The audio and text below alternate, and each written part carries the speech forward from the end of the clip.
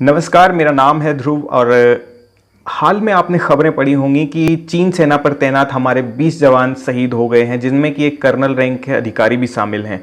आज इसी बात पर मैं चर्चा करूंगा कि क्यों चीन जो है इस तरीके की हरकतें कर रहा है, इसके पीछे की वजह क्या है, इसको मैं समझाने की आपको कोशिश करूंगा।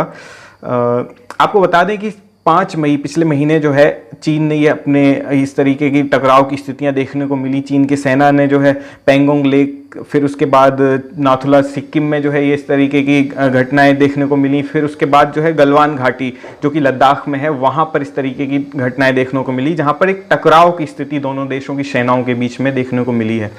5 मई को भी कई सारे सैनिक घायल हुए थे, दोनों तरफ के सैनिक थे, चीनी सेना के भी जो है सैनिक थे और भारतीय सैनिक भी घायल हुए थे। यही नाथुला में भी इसी तरीके की घटना हुई जिसमें कि दोनों देशों के सैनिक घायल हुए थे। लेकिन गलवान घाटी में कुछ इस तरीके की हरकतें देखने को मिली जो शायद 45 साल में पहले कभी नहीं हुई थी। गलवान घाटी में हमारे 20 सेना के जवान जो हैं शहीद हुए हैं, जिनमें कि कर्नल रैंक के अधिकारी भी शामिल हैं। तो ये जो हरकतें हैं चीन की, आखिर ये ऐसा क्यों कर रहा है, इसके पीछे की वजह क्या है? इसके पीछे की देखो मेन चीज जो है वो ये है कि जो LAC जो है, लाइन ऑफ एक्चुअल कंट्रोल, जो चीन से लगी हुई सीमा जिसे कहते हैं, यानी कि जैसे हम पाकिस्तान की सीमा को LOC कहते हैं, वैसे ही चीन से लगी हुई सीमा को LAC कहते हैं, लाइन ऑफ एक्चुअल कंट्रोल, वास्तविक नियंत्रण रेखा।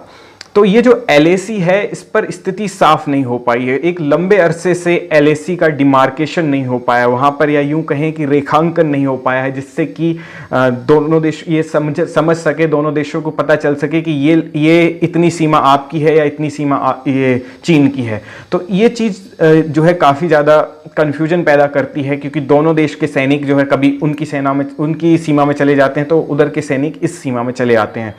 इसको लेकर काफ़ी लंबे अरसे से बहस चलती रही है। काफ़ी जो है हर साल इस तरीके के विवाद, छुटमुट जो हाथापाई देखने को मिली है, लेकिन इस बार कुछ ज़्यादा ही ये हो गया है।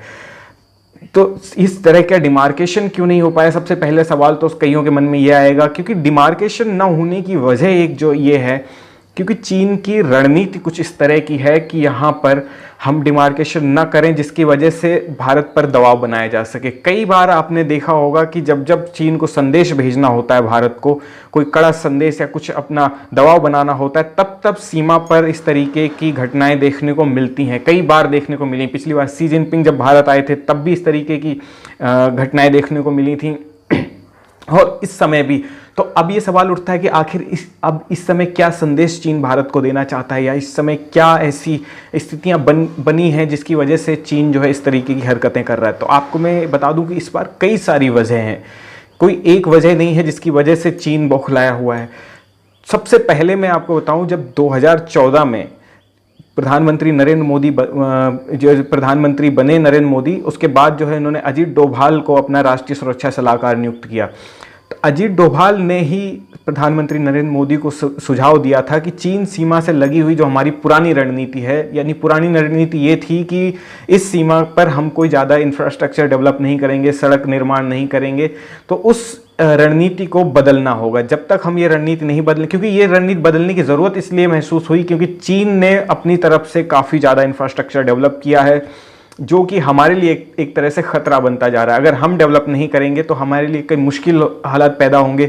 जो पहले रणनीति रहती थी कि ये दुर्गम इलाके हैं, यहाँ पर जो है हम नहीं जा पाएंगे या फिर चीनी सैनिक नहीं आ पाएंगे, तो अब जो है उसको लेकर के रणनीति बदली हुई है, भारत ने बदली। तो 2014 से जब आप अगर सरकार के आंकड़े भी उठाकर देखेंगे तो सबसे ज़्यादा रोड और इंफ्रास्ट्रक्चर का निर्माण जो है यहाँ पर किया गया, सड़कें बनी इस इलाके में। और गलवान घाटी में भी जिस जगह पे 20 जवान हमारे शहीद हुए, वहाँ पर भी जो है एक रोड बन रही है, दौलत बेग ओल्डी उसका नाम है रोड का। तो इस सड़क को लेकर चीन की आपत्ति थी। कई बार से चीन की आपत्ति रहती थी कि इस सड़क को निर्माण को लेकर चीन काफ़ी बार जो है आपत्ति दर्ज करा चुका था, और इस समय भी यही उसकी चीन की मुख्य आपत्ति थी कि यहाँ पर जो सड़क निर्माण हो रहा है इसको किसी भी तरीके से रोका जाए। तो एक इंफ्रास्ट्रक्चर डेवलप होने की वजह से चीन घबराया हुआ है कि भारत के सैनिकों को यहाँ पर उसकी सीमा पर आने में आसानी होगी, जिससे कि उसके लिए खतरा उसे महसूस हुआ। तो इस तरीके की हरकतें चीन कर रहा है। दूसरा इसमें जो है पक्ष ये है कि जो अभी पिछले साल 5 अक्टूबर को धारा 370 जम्मू कश्मीर से हटाई गई, तो उसमें पूरा जो है कश्मीर पे भारत सरकार का काफ़ी ज़्यादा नियंत्रण बढ़ गया, तो तब भी लद्दाख में जिस तरीके के निर्माण कार्य तेज़ी से दिखने लगे, तो इसको लेकर भी चीन घबराया हुआ था। चीन ने इसके आपत्ति दर्ज कराई यूएन सिक्योरिटी काउंसिल में, इस मुद्दे को लेकर गया था। फिर तीसरी चीज़ जो है, सबसे बड़ी चीज़ ये है कि अभी हाल ही में जो है यहाँ पर चीन जिस तरीके से एक कोरोना की वजह से चीन सवालों के घेरे में है, पूरे विश्व के नेता जो है, पूरा विश्व जो है उसे एक संदेह की नज़र से देख रहा है कि कोरोना वायरस कहीं ना कहीं चीन ने स्प्रेड किया है। तो हो सकता है कि अब जिस तरीके से भारत का झुकाव अमेरिका की तरफ है, अमेरिका की तरफ झुकाव, क्योंकि अभी डोनाल्ड ट्रंप भी चीन को सबसे ज़्यादा कोस रहे हैं, मुखर रूप से डोनाल्ड ट्रंप चीन का विरोध करते हुए नजर आते हैं। तो इसको लेकर के भी चीन एक संदेश देना चाहता है कि भारत जो है अन्य देशों की तरफ ज़्यादा न जाए इस मामले को लेकर, क्योंकि कोरोना जैसे मामले में पूरी तरीके से घिरा हुआ है चीन। वो एक जांच के दायरे में भी आ सकता है, ऐसा कहा जा रहा है कई विशेषज्ञों के द्वारा। तो इसको लेकर चीन काफ़ी ज़्यादा परेशान है। तो अब कहीं ना कहीं बौखलाया हुआ चीन ये संदेश देना चाह रहा है कि अमेरिका की तरफ ज़्यादा झुकाव जो भारत का है वो कम करे। इसकी भी एक वजह है, क्योंकि क्वाड जो ग्रुप है, एक क्वाड ग्रुप बना था 2007 में, हालांकि बनना शुरू हुआ था, लेकिन उस समय कुछ हालात ऐसे थे कि ये पूरी तरह से धरातल पर नहीं उतर पाया। तो 2017 में ये जो क्वाड ग्रुप जो है इसको बनाया गया। इसको इंडो पैसिफिक रीजन में चीन को काउंटर करने के लिए अमेरिका और ऑस्ट्रेलिया, जापान और भारत, ये 4 देश इसमें शामिल हुए थे। तो ये ग्रुप एक तरह से एंटी चाइना की तरह से देखा जाता है। तो और दूसरी तरफ जो है अभी G7 कंट्रीज़ की जो G7 समूह जो है उसको विस्तार देने के लिए डोनाल्ड ट्रंप ने वकालत की है उसकी, उसमें भारत को शामिल करने की बात की और चीन को शामिल करने नहीं रखा गया इसमें। तो इसको लेकर के भी डोनाल्ड ट्रंप ने प्रधानमंत्री मोदी को फ़ोन किया था और भारत ने भी इसमें शामिल होने की सहमति जताई, तब भी चीन ने इस पर आपत्ति जताई थी। तो अलग अलग जगहों से जो है चीन संदेश देना चाहता है। और दूसरा सबसे बड़ा मामला जो इस समय है वो है कि अभी आत्मनिर्भर भारत की बात जो प्रधानमंत्री नरेंद्र मोदी ने कही है। आत्मनिर्भर भारत एक तरह से इसकी वजह से भी चीन की घबराहट बढ़ी हुई है, क्योंकि दिसंबर में जब चीन में कोरोना वायरस फैला था, तब वहाँ पर जो है हमारे जो रॉ मटेरियल हैं, हम जो अपनी दवाइयों के रॉ मटेरियल जो लेते हैं वो चीन से आते हैं हमारे पास। तो रॉ मटेरियल आने हमारे देश में बंद हो गए थे, तो इसकी वजह से जो है हमारे यहाँ दवाइयों के दाम जो हैं जो थे वो 40 से 50% बढ़ गए थे। तो इसको चलते हुए तभी से बात चल रही थी कि हमें अपनी डिपेंडेंसी चीन पर से कम करनी पड़ेगी।